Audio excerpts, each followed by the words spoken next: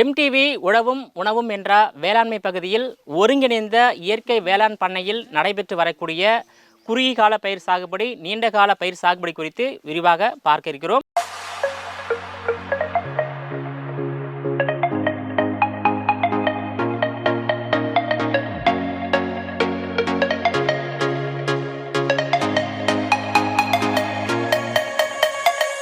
திருவள்ளூர் மாவட்டம் பெரியபாளையம் அருகே எர்ணாகுப்பம் என்ற கிராமத்தில் நடைபெற்று வரக்கூடிய இயற்கை விவசாயம் குறித்தும் இயற்கை வேளாண் ஆர்வலர் அனுராதா பாலாஜி அவர்கள் நம்மிடம் உள்ளார். அவரிடம் இது குறித்து விரிவாக பேசலாம். மேடம் வணக்கம்.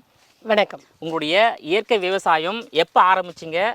என்னென்ன இயற்கை விவசாயம் எடுத்து வரீங்க? இயற்கை விவசாயம் எப்படி இருக்கு மேடம்? இப்போ நான் ஒரு 12 வருட காலமாக இயற்கை விவசாயத்தில் இருக்கேன்.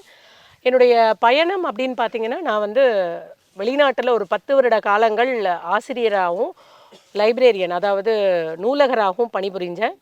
இந்தியாவுக்கு வந்த உடனே நான் முதல்ல ஸ்டார்ட் பண்ணது இயற்கை. ஏற்கனவே நாங்கள் பண்ணை வாங்கி வச்சுருந்தோம். அதில் என்னுடைய முழு நேர பணியாக இயற்கை விவசாயத்தில் ஈடுபட ஆரம்பித்தோம்.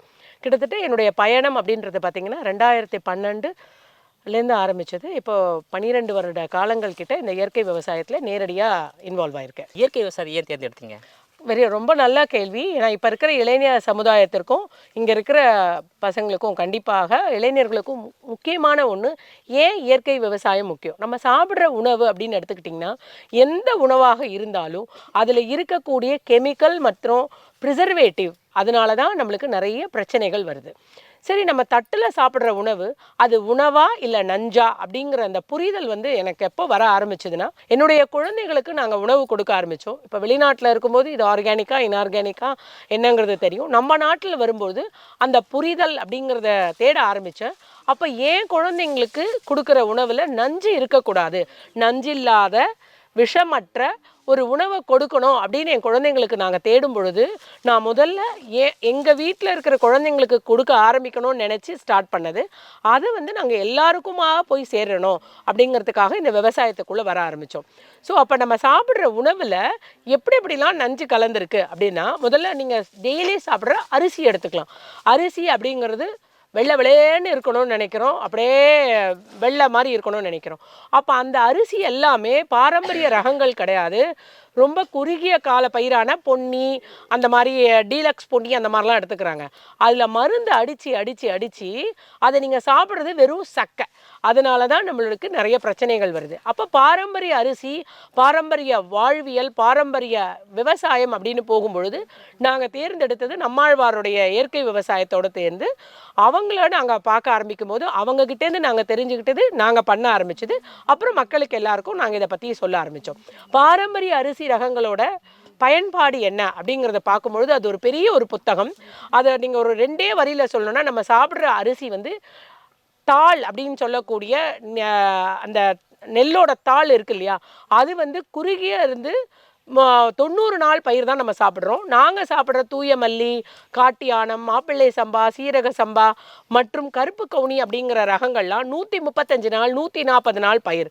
அப்போ அந்த 140 நாள் பயிரை நம்ம சாப்பிடும் பொழுது நம்ம இயற்கையிலேயே நம்ம உடம்புக்கு தேவையான சத்துகள் மற்றும் நம்மளுக்கு என்னென்ன தேவையோ உடல் நோய் எதிர்ப்பாற்றலுக்கு எல்லாமே இந்த உணவில் கிடச்சிருது.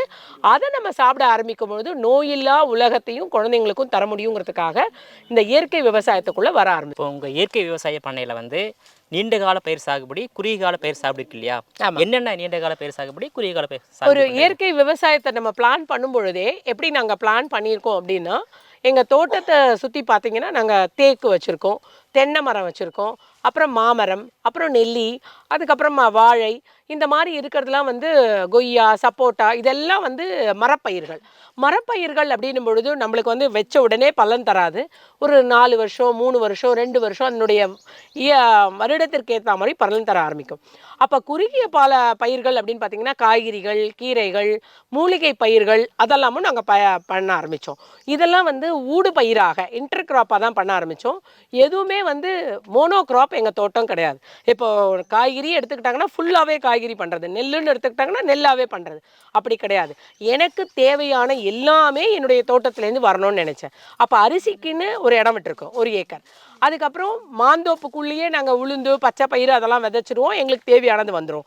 அப்புறம் மிளகா, அதுக்கப்புறம் மஞ்சள், இதெல்லாம் வந்து அங்கங்கே ஊடு பயிராக பண்ண ஆரம்பித்தோம். வாழைக்கு நடுவில் மஞ்சள் எப்பயுமே தொடர்ந்து பயிரிடுவோம். அது இல்லாமல் நாங்கள் வந்து பந்தல் காய்கறிகளுக்கான இடமும் வச்சுருந்தோம். காய்கறிகள் அப்படின்றது ரொட்டேஷனல் மெத்தடில் பண்ணுறது. அப்போது வெண்டை, கத்திரி அதெல்லாமும் ஒரு இடம் வச்சுருக்கோம். அது இல்லாமல் பந்தல் காய்கறிகளையும் வச்சுருக்கோம். ஸோ இந்த மாதிரி நாங்கள் பிளான் பண்ணி தான் இந்த விஷயத்தையே நாங்கள் ஸ்டார்ட் பண்ணோம். இப்போ வேளாண்மை என்றாலே வந்து லாபம் கிடையாது, நஷ்டம் தான் கிடைக்கின்ற ஒரு மாயை மக்கள் மத்தியில், குறிப்பாக விவசாயிகள் மத்தியில் இருக்குது. அதனால தான் வந்து கிராமப்புறங்களில் உள்ள அந்த இளைஞர்கள் வந்து நகர்ப்புறத்துக்கு வந்துடுறாங்க. இப்போ நீங்கள் வந்து 12 ஆண்டுகளாக இந்த 10 ஏக்கரில் இயற்கை விவசாயம் பண்ணுறீங்க இல்லையா, லாபம் கொடுக்கக்கூடியதா விவசாயம் இருக்கா?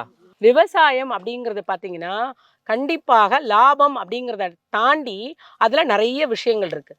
ஒரு விவசாயி லாபம் வரணும் அப்படின்ற ஒரு நோக்கோடு நாங்கள் ஒரு வேலையை செய்ய ஆரம்பிக்கும் பொழுது மார்க்கெட்டோட ரேட் என்ன ஆகுதுன்னு கேட்டிங்கன்னா அப்படியே டவுன் ஆகிடும். இப்போ தக்காளி ஒரு எக்ஸாம்பிளுக்கு எடுத்துக்கலாம். இது வந்து உண்மை. ஏன்னா விவசாயத்தில் லாபம் வரல, அதை லாபகரமாக கொண்டு போகிறதுக்காக நாங்கள் எல்லாம் முயற்சி செய்கிறோம். இது ஒன்லி முயற்சி, இது வந்து கூட்டு முயற்சி. அனுராதாங்கிற ஒருத்தராலையும் இன்னொருத்தர் ஏகாம்பரம் யாராக இருந்தாலும் அவங்க ஒருத்தர் மாத்திரம் இதை தள்ள முடியாது. விவசாயி is not apart from the society, they are in the society. அப்படின்னா என் விவசாயத்துக்குள்ளே நான் வர்றதுக்கான காரணம், எனக்கான உணவு அப்படின்னு நான் நினச்சேன்னா மாடி தோட்டமே பண்ணிட்டு போயிடலாம், என் வீடு என் குழந்தைங்கன்னு. அப்போ நான் வர்றது யாருக்காக? அந்த சொசைட்டிக்காக. அந்த சொசைட்டி விவசாயியை தனி ஒரு மனிதனாக பார்க்கும் பொழுது அது விவசாய பிரச்சனை, விவசாயிக்கு லாபம் கிடைக்கல, விவசாயி தற்கொலை பண்ணிக்கிறான், விவசாயி போராட்டம் பண்ணுறான். ஏயா, விவசாயி தான் மக்கள், மக்கள் தான் விவசாயி. இந்த எண்ணங்கள் என்னைக்கு மக்களிடையே வருதோ அப்போதான் விவசாயத்தை அடுத்த லெவலுக்கு கொண்டு போக முடியும். அதை நான் எல்லா இடத்துலையும் இதே தான் சொல்கிறோம். அப்போ விவசாயம் லாபகரமா, விவசாயம் லாபகரமான்றதுக்காக தான் நாங்கள் ட்ரை பண்ணுறோம், முயற்சிக்கிறோம். அதில் நிறைய எங்களுக்கான பிரச்சனைகள் இருக்குது. அப்படி ஒரே ஒரு வார்த்தையில் சொல்லணும் அப்படின்னா, அதற்கான விலையை நான் நிர்ணயம் செய்வதில்லை. அதுதான் என்கிட்ட இருக்கிற மிகப்பெரிய பிரச்சனை.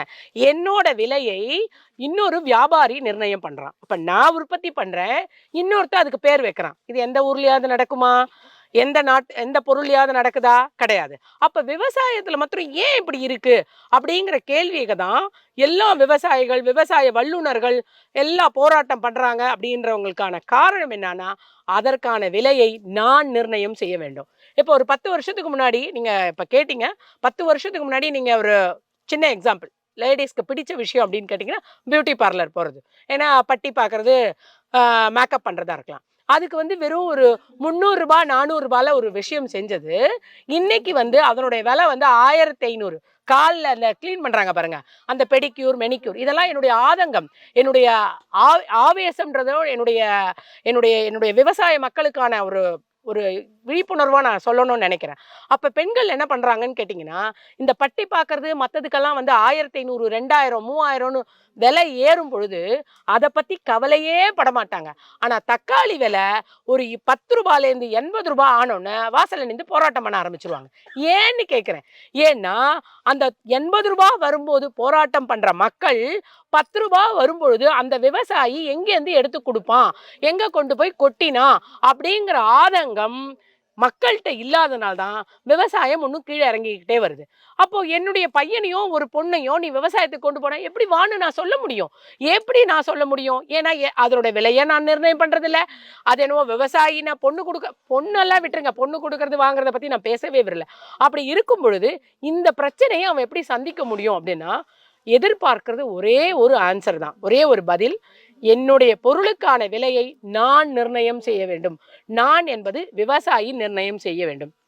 அது நெல்லா இருந்தாலும் சரி, கரும்பா இருந்தாலும் சரி, காய்கறியாக இருந்தாலும் சரி, அதை நான் நிர்ணயம் செய்யும் பொழுது அதற்கான லாபம் எங்களிடையே கிடைக்கும். அப்போ நீங்கள் 10 வருஷமா லாபமாக செய்யலையா, நீங்கள் நிறைய பேட்டி கொடுத்துருக்கீங்க, நிறைய பண்ணியிருக்கீங்க அப்படின்னு கேட்குறாங்க. கண்டிப்பாக நான் என்னுடைய ஒரே ஒரு முயற்சியில் இந்த வேலை நடக்கவே இல்லை. விவசாயம் அப்படின்னாலே ஒரு கூட்டு முயற்சி. எங்கள் ஃபேமிலி, எங்கள் ஃப்ரெண்ட்ஸு, என்னை சேர்ந்த சமுதாயம் இதெல்லாம் என் கூட இருக்கிறதுனால என்னை தள்ளுன்னு தள்ளுறதுனால நான் வரேன். அதனால அனுராதாங்கிற தனி ஒரு ஒரு பெண்ணோட முயற்சியினால இதை சாதிக்கவே முடியாது. இது ஒரு கூட்டு முயற்சி. ஃபேமிலி மற்றவங்க எல்லாம் ரெஸ்பான்சிபிளாக இருக்காங்க. இதில் லாபகரமாக இருக்கிறதுக்காக தான் நாங்கள் மதிப்பு கூட்டல் அப்படிங்கிறத போகிறோம். மதிப்பு கூட்டல் அப்படின்னா நெல்லாக கொடுக்காத, அரிசியாக கொடு. அரிசியாக கொடுக்கும்பொழுது உனக்கு தவிடு வரும், அது மாட்டுக்கு உணவாக இருக்கும். அதை நீங்கள் மாடை வச்சுக்க முடியும். ஒருங்கிணைந்த பண்ணையமாக வெயி, வெறும் மோனோக்ராப்பாக பண்ணாத. அப்போது நீங்கள் வந்து ஒரு மாடு இருக்குது, ஆடு இருக்குது, கோழி இருக்குது அப்படின்னா இன்டர் கிராப்பாக எல்லாமே ஒன்றோடு ஒன்று. ஒன்றுத்தில் நோய் வந்தால் கூட இன்னொன்று ஒன்றை பாதுகாக்கும். இதை தான் நாங்கள் வலியுறுத்துகிறோம். அப்போது விவசாயம் அப்படிங்கிறது வந்து ஒரு கூட்டு முயற்சி. இதற்கான விலையை எந்த ஒரு விவசாயி நிர்ணயம் பண்ணலான்னு எந்த அரசாங்கம் கொண்டு வருதோ, த சக்ஸஸ் ஸ்டார்ட்ஸ் ஃப்ரம் தேர். ரசாயன உரம், பூச்சிக்கொல்லி மருந்து, கலப்பின விதை பயன்படுத்தி விவசாயம் செய்தா அதிக மகசூல் வருது, ஓரளவுக்கு லாபம் வருதுன்னு சொல்றாங்க. ஆனா இயற்கை விவசாயம் என்பது குறைவான மகசூல் தான் வரும். உங்க அனுபவத்துல இந்த இயற்கை விவசாயத்துல மகசூல் எப்படி வருது, லாபம் எப்படி இருக்கு? Very good question. என்னன்னா, அப்ப ரசாயனம் கலந்தது, மருந்தடிக்கிறது, இதுதான் லாபகரமானது. கரெக்ட். இப்போ ஒரு ஏக்கர்ல இருக்கு, நம்ம நெல் போடுறோம்னா அதுல 35 மூட்டையிலேருந்து 40 மூட்டை நான் வந்து நெல் எடுத்து காமிக்கிறாங்க. அந்த 35 மூட்டை 40 மூட்டை போடுறதுக்கு என்ன செலவாகுதுன்னு அவன் கால்குலேட் பண்ண ஆரம்பிச்சானா, உழவன் கணக்கு பார்த்தால் வீட்டுக்கு ஒண்ணுமே மிஞ்சாது அப்படிங்கிற ஒரு பழமொழி இருக்கு. அவங்க என்ன பண்ணுவாங்க, கணக்கு போட மாட்டாங்க. ஒரு 35 மூட்டை ஒரு ஏக்கரில் எடுக்கிறதுக்கு அவங்க பண்ணுற செலவும் அவனுக்கு வர்ற லாபத்தையும் கேட்டிங்கன்னா ஒன்றுமே இருக்காது. ஆனால் நாங்கள் இயற்கை விவசாயத்தில் என்ன சொல்ல வரோம் அப்படின்னா, 15 மூட்டை வருதா 20 மூட்டை வருதோ அதில் முதல்ல போடுற அந்த இன்புட்டை கம்மி பண்ணு, செலவை கம்மி பண்ணு, வரவு அடுத்தது தன்னால் வரும். ஸோ ஜீரோவில் கொண்டு வா. அதுக்காக தான் இயற்கை விவசாயத்துக்குள்ளே வான்னு சொல்கிறோம். அப்போ இயற்கை விவசாயம் பலனடிக்கக்கூடியதா அப்படின்னா நிச்சயமாக. இப்போ நான் ஒரு டாக்டர் வீட்டுக்கு போகிறோன்னு வச்சுக்கோங்க, ஒரு விவசாயியாக இருக்கான். அப்போ மெடிக்கல் எக்ஸ்பென்சஸ்ன்றது இப்போ எல்லாருக்குமே இருக்குது. இப்போ ஒரு மெடிக்கல் எக்ஸ்பென்சஸ் மந்த்லி 1000, ஒரு 2000 வச்சுக்கலாம் ஒரு ஃபேமிலிக்கு. இயர்லி என்னாச்சு 25,000. அதுக்கப்புறம் குழந்தை மற்றது அதெல்லாம் பண்ணும்பொழுது ஒரு 50,000 கிட்ட இருக்கு. நீ இயற்கை விவசாயத்துக்குள்ள வந்து நீ நஞ்சில்லாத உணவை சாப்பிட ஆரம்பிக்கும் பொழுது கண்டிப்பாக மருத்துவரிடம் சொல்லும் அந்த செலவு வந்து கம்மியாகும். அது வந்து ஆடட். அதுக்கப்புறமா நான் வந்து அதனுடைய விலையை மற்றதெல்லாம் நிர்ணயித்து அதை கொண்டு போகும்பொழுது கண்டிப்பாக நான் வந்து அதற்கான பதில் வந்து இதில் இருக்குது. அதனால் ரசாயனத்துக்கு போகாதீங்க, ரசாயன விவசாயம் வேண்டாம். ஏன்னா எல்லாருக்கும் உணவளிக்கணும்னா ரசாயனம் போகணும்னு சொன்ன எம்எஸ் சுவாமிநாதனே மாறியாச்சு. அவங்க எல்லாருமே சொல்லியாச்சு, இவ்வளோ அரிசி சாப்பிடணும்னு அவசியம் இல்லை, இவ்வளோண்டு அரிசி சாப்பிட்டா கூட அதில் நியூட்ரிஷனாகவும் அது நஞ்சு கலக்காத இருக்கணும் அப்படிங்கிறது தான் இப்போ இருக்கிற. அதாவது பசுமை புரட்சிக்கு முன்பாக வந்து இந்தியாவில் உணவு பற்றாக்குறை அதிகமாக இருந்தது. நிறைய பேர் உணவே இல்லாமல் மாற்றம் அடைஞ்சாங்க. அது உங்களுக்கு தெரியும்.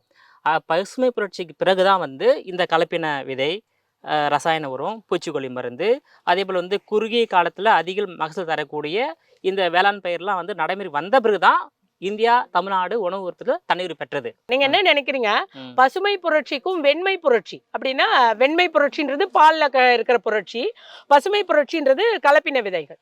இப்ப கலப்பின விதைகளுக்கும் மாடிஃபைடு விதைகளுக்கும் மக்களுக்கு முதல்ல வித்தியாசம் தெரியணும். அப்படின்னா என்ன, கலப்பினம்னா என்ன, மாடிஃபைடுனா என்ன, நாட்டு ரகங்கள்னா என்ன, இதை பற்றி அவங்களுக்கு தெரிஞ்சாதான். இது ஏன்னா ஒன்னோட ஒன்று கன்ஃபியூஷன். நாட்டு ரகங்கள் அப்படிங்கிறது பார்த்தீங்கன்னா, கத்திரிக்காயில் நிறைய நாட்டு ரகங்கள் இருக்குது, வெண்டைக்காய் இதெல்லாம் இருக்குது. அது வந்து போட்டால் மகசூல் கம்மியாக வரும், அழகாலாம் ரொம்பலாம் இருக்காது. ஒருத்தவங்க மாதிரி அழகாலாம் இருக்கணும்னு அவசியம் இல்லை, ஆனால் அது எப்படி இருக்கோ அப்படி தான் இருக்கும். அப்போது இயற்கை விவசாயத்தில் வர்றது அப்படின்னும் பொழுது இதெல்லாம் வந்து இருக்கக்கூடியது. மக்கள் என்ன கண்ணோட்டத்தில் இருக்காங்கன்னா, பார்க்கறதுக்கு பளபளன்னு கெடாமல் ஒரு உணவு இருக்கணும்னு நினைக்கிறாங்க. அப்போ கெடாமல் இருக்கிறதெல்லாம் கேடு விளைவிக்கக்கூடியதுங்கிறதே தெரியாமல் இருக்கும் பொழுது, நான் ஒரு சாதாரண விவசாயி, நான் என்ன பண்ணுறேன், உன்னுடைய தேவைக்கு ஏற்ற மாதிரி பயிர் பண்ண ஆரம்பிச்சிட்டேன். உன்னுடைய தேவை என்ன, உன்னுடைய தேவை அப்படின்றது மக்களோட தேவை. மக்களோட தேவை என்ன, எனக்கு பளபளன்னு இருக்கணும், அழுகக்கூடாது, கெடக்கூடாது, நல்லா இருக்கணும், ஷெல்ஃப் லைஃப் நிறையா இருக்கணும், போடு மருந்தை. மொத்தத்தையும் மருந்தை போட்டு போட்டு போட்டு கலப்பின பயிர்களை கொண்டு வந்தாங்க. ஆனால் இதனால் பெருகியது என்ன, மக்களோட வியாதிகள். வீட்டுக்கு ஒரு நீரிழிவு நோயாளிகளாக இருந்த தமிழ்நாடு வீட்டுக்கு ஒரு கேன்சர் பேஷண்ட்டை கொண்டு வரும். இது எங்க வந்தது, அப்ப முன்ன வந்ததா இல்லை. அப்போ இப்போ எப்போ வந்தது, கலப்பினம், ஜெனட்டிக்கலி மாடிஃபைடு நீங்கள் சொல்கிற இந்த இதனால தான் இப்போ என்ன வருது, வியாதிகள் ஜாஸ்தியாச்சு. வியாதிகளுக்காக நான் போகிற மெடிக்கல் எக்ஸ்பென்சஸ் என்னது, அது பல மடங்கு, அது வந்து எட்டாத கனி ஆயிடுச்சு. ஸோ இதெல்லாம் தவிர்க்கணும் அப்படின்னாலே நிச்சயமாக இயற்கை விவசாயமும் இயற்கை விவசாயிகளை ஒருங்கிணைத்து நம்ம கொண்டு போகிறத ஒரு நல்ல வளமான ஆரோக்கியமான தலைமுறைகளை கொண்டு வர முடியும். நேயர்களே, மீண்டும் இது போன்ற மற்றொரு வேளாண்மை நிகழ்ச்சியில் மற்றொரு ஆளுமையுடன் சந்திக்கும் வரை உங்களிடமிருந்து விடைபெறுவது நான் உங்கள் விஜயபாலன்.